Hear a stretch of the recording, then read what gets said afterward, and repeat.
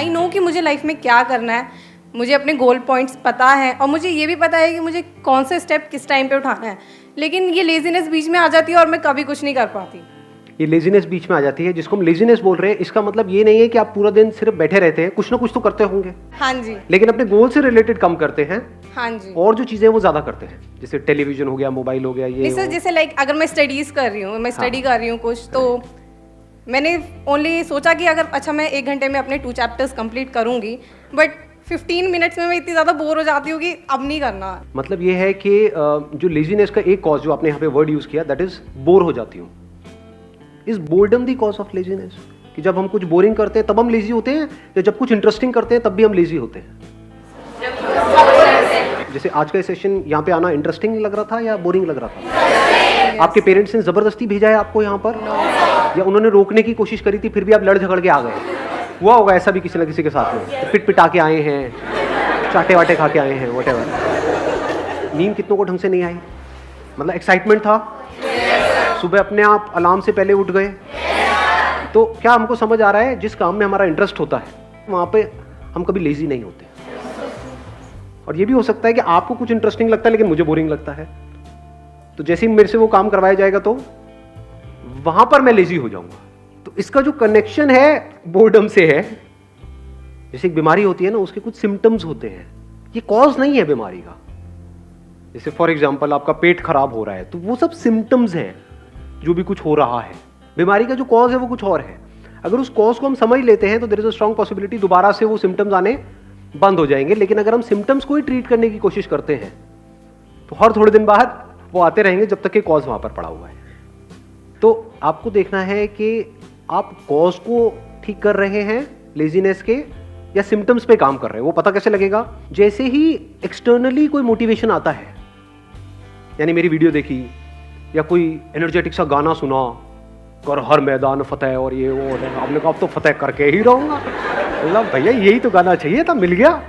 हाँ, और सुना गाना या मेरा कोई सेशन देखा, एकदम से एक्साइटेड हो गए, एकदम से चार्ज अप हो गए, लेकिन उसकी थोड़ी देर बाद बैक टू नॉर्मल।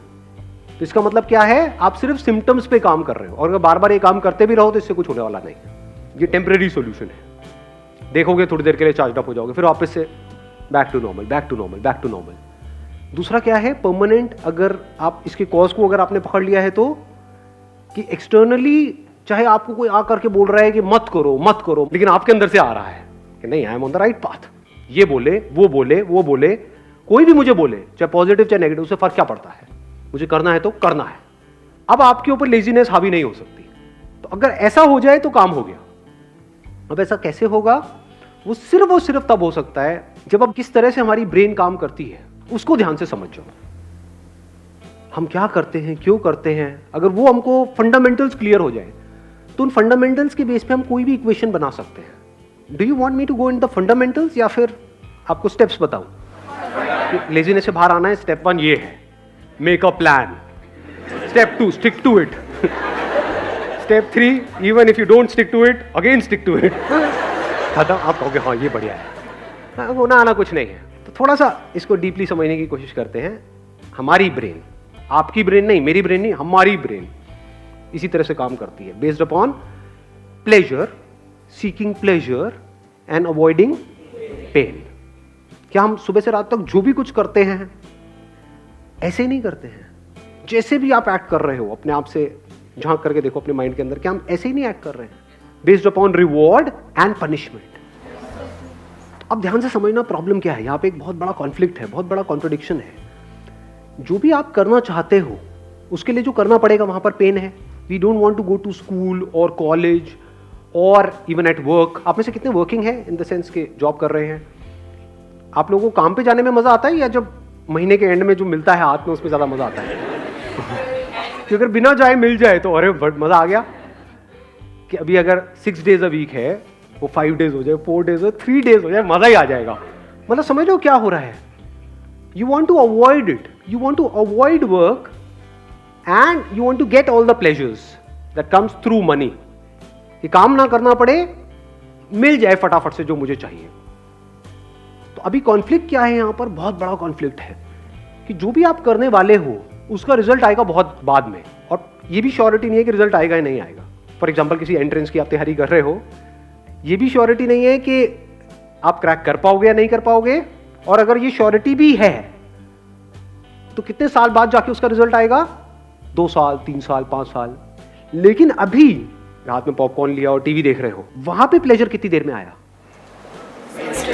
इमीडिएट आ रहा है, तो ब्रेन क्या करेगी, इमीडिएट की तरफ ही जाएगी। ये पूरी की पूरी जड़ है जो हमको पकड़ में आ रही है। तो अब इसका रास्ता क्या है, इसका सोल्यूशन क्या है?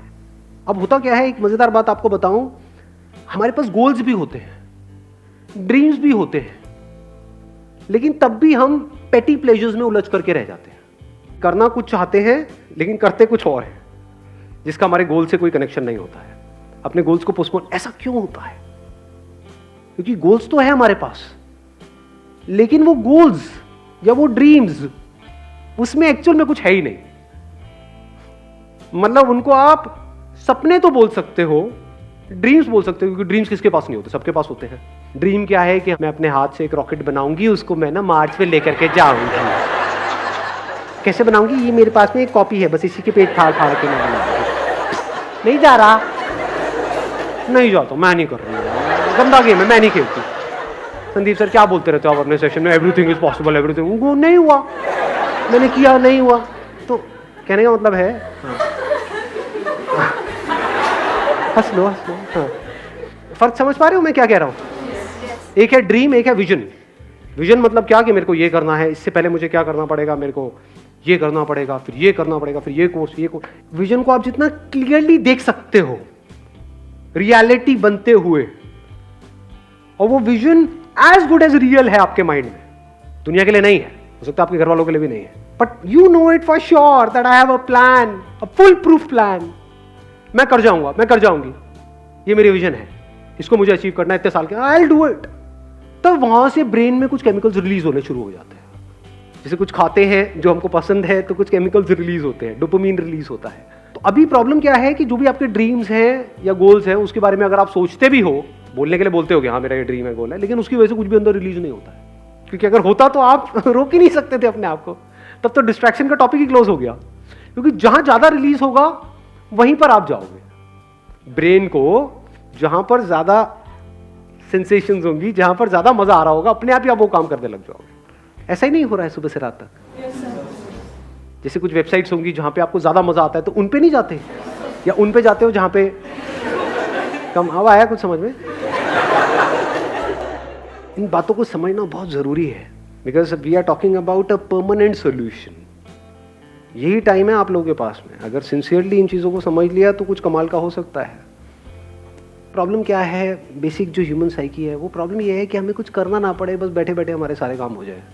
कि सर ये जो आप बता रहे हो, विजन, ये वो ड्रीम को, इसके लिए बहुत कुछ करना पड़ेगा, कोई ऐसा रास्ता बताओ जो शॉर्टकट हो। तो इसके लिए ये जो बातें मैं कर रहा हूँ, इसको समझने के लिए आपके अंदर सेल्फ रिस्पेक्ट होनी चाहिए। जिनके अंदर सेल्फ रिस्पेक्ट होती है वो कभी भी आलसी नहीं मिलेंगे आपको। सेल्फ रिस्पेक्ट का मतलब क्या, कि मैं 18 साल से ऊपर हो गया हूं। आप में से कितने जो 18 साल से ऊपर हैं? हाँ, सारे हैं। तो दैट मीन्स कि अगर आपके अंदर सेल्फ रिस्पेक्ट है तो अगर है तो क्या आना चाहिए अंदर से, कि मुझे बैठे बैठे नहीं खाना है अपने माँ बाप का, फ्री में मुझे कुछ भी नहीं चाहिए, 1 रुपए भी नहीं चाहिए किसी से भी, चाहे वो मेरे माँ बाप हो चाहे कोई भी हो, अपने बेस पे कुछ करना है। ये सेल्फ रिस्पेक्ट हमारे अंदर होनी चाहिए। ऐसी बहुत कम लोगों में मिलती है। कहीं पे भी कोई ऑफर निकाल दो जहाँ पे ये बोल दो कि हाँ ये लकी ड्रॉ है, और लाखों लोग इकट्ठे हो जाते हैं इंग्लैंड में, सब भिखमंगे भरे पड़े हैं। ये कैसी सोच है? आपको अपनी एक किस्सा सुनाऊं, मतलब एक बार गोवा में एक कैसीनो है, तो मैं और मेरा दोस्त वहाँ पे खेलने गए। तो मेरा जुआ खेलने का सीधा सा उसूल है कि जुए में मैं चाहे जितना मर्जी जीत जाऊँ, मैं उसको अपने पास रखूंगा नहीं, मैं हार के ही उठूंगा। मैं पहले ही फिक्स कर लेता हूँ अपने माइंड में कि इतना मुझे हारना है। लोग खेलते हैं जीतने के लिए, मैं खेलता हूँ हारने के लिए। अब आप कहोगे हारने के लिए क्यों खेलते हो, पागल हो क्या? अरे खेलने में मजा आता है ना। जैसे हम मूवी देखने जाते हैं तो वहां से कुछ मिलता थोड़ी है मूवी देखने के बाद में। आपने 1000 रुपये खर्चा तो क्या मिला एंड में? मूवी देखने में मजा आया। ऐसे ही जुआ खेलने में मजा आता है कभी कभी, रोज नहीं। तो सोचोगे जुआरी बैठा हूँ मैं।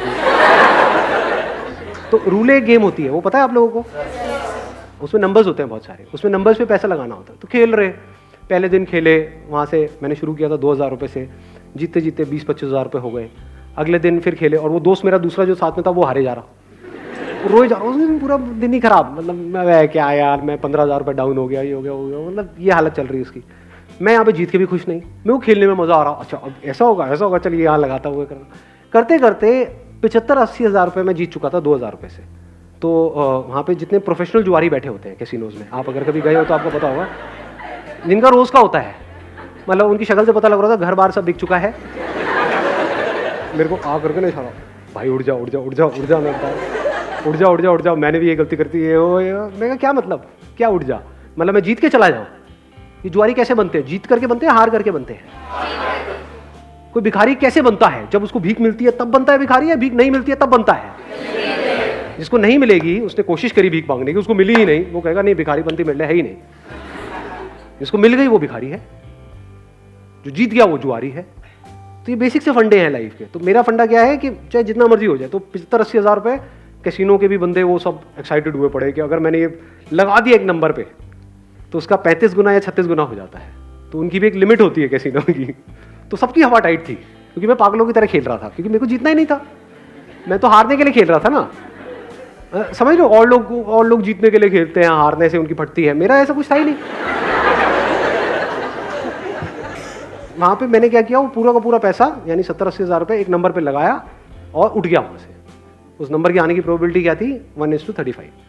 तो सारे मेरे को नहीं इसमें से कुछ तो रख ले, चल होटल का खर्चा ही निकल जाएगा। पागल है क्या, होटल का खर्चा मैं जुए के पैसे से होटल का खर्चा निकालूंगा, जुआरी हूँ क्या? तो वहाँ पे रखा और मैं उठ करके बाहर चला गया। बाद में दोस्त ने आकर के बता दिया मुझे कि नहीं आया, और अगर वो आ जाता तो 70,000 × 35 करना कितना हुआ? 25-30 लाख रुपए हुआ मेरे ख्याल में। हाँ, तो उतना कैसीनो को मुझे देना पड़ता। तो आप समझ सकते हो कि कैसीनो की क्या हालत हुई पड़ी। सोचो अगर वो नंबर आ जाता तो 25-30 लाख रुपए उस कैसीनो को देना पड़ता। लेकिन अगर वो 25 लाख भी आया था तब भी मैंने वहीं पे टेबल पे छोड़ देना था, चाहिए ही नहीं, मतलब ही नहीं। इसको क्या बोलते हैं? Self respect. When I was getting married to my wife, अभी I am not too sure ये बातें बतानी चाहिए नहीं, बट तो ना बता दो आप, तो हर चीज़ बता दो सर, कुछ भी बता दो, आपका क्या जाएगा, आप तो अपने घर, मेरी वोट लग जाएगी एनी हाउ। तो बट इतनी कोई बड़ी बात नहीं है, छोटी सी बात है, तो बता देता हूँ, सच है तो उसमें बताने में क्या डर।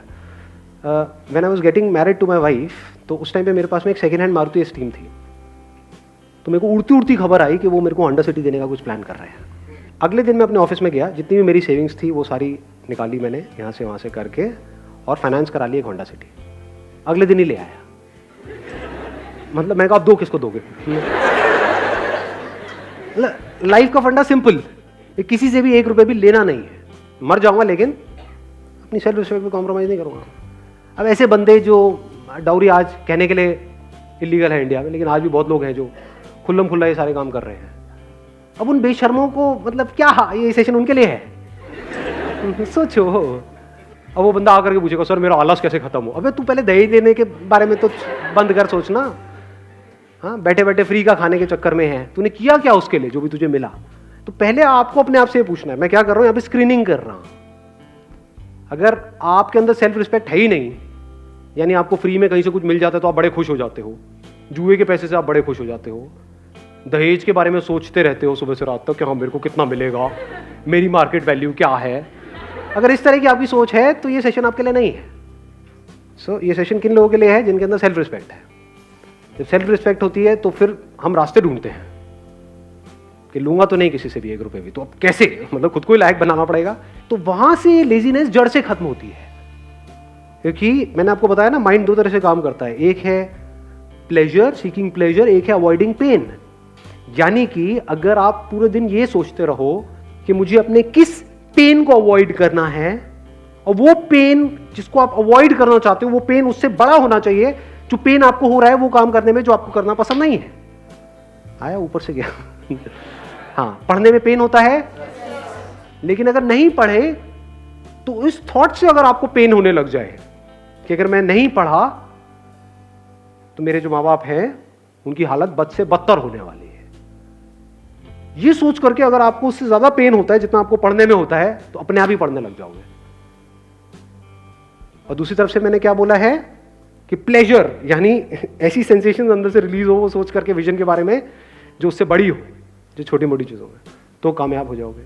और क्या कर सकते हो अगर इसको इंटेलिजेंटली यूज़ करना है तो? बोरिंग इंटरेस्टिंग का भी हमको फंडा समझ आया। तो अगर कोई काम बोरिंग है, अगर उसको इंटरेस्टिंग बनाना आ जाए आपको, या उसको इंटरेस्टिंग तरीके से करो, तो भी काम हो गया। जैसे मेरे 11th में मैथ्स में बड़े अच्छे नंबर आए थे। मेरे स्कूल में ज़्यादातर बच्चे 11th में फेल हो गए थे मैथ्स में, मेरे बड़े बढ़िया नंबर आए थे। क्यों? क्योंकि हमारे जो मैथ्स के सर थे स्कूल में, उनसे मैं ट्यूशन पढ़ने जाता था, और एक भी ट्यूशन मैंने मिस नहीं करी, एक भी क्लास मिस नहीं करी। क्यों नहीं करी? नहीं इसलिए नहीं कि वो बहुत अच्छा पढ़ाते थे, अरे नहीं नहीं नहीं, क्योंकि आज जो मेरी बीवी है वो भी वहां पढ़ने जाती थी।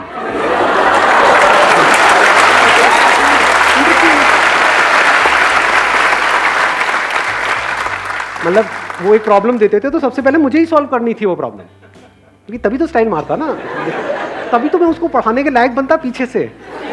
तो समझे? नहीं आई बात समझ में? हाँ, मुझे इस लायक बनना था उस टॉर्चरस क्लास में जो मुझे बिल्कुल भी पसंद नहीं थी।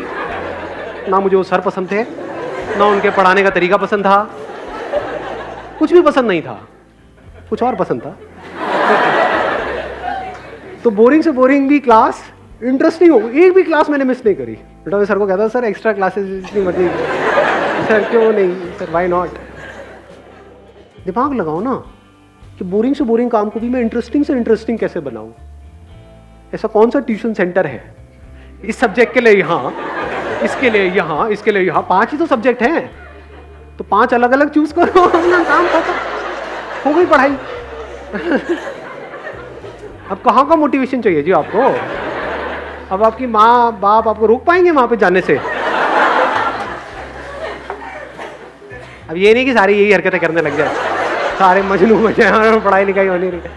But I am just giving an idea. मैंने आपको क्या बोला अभी, अगर आपने ध्यान से सुना है तो, I am talking about the fundamentals.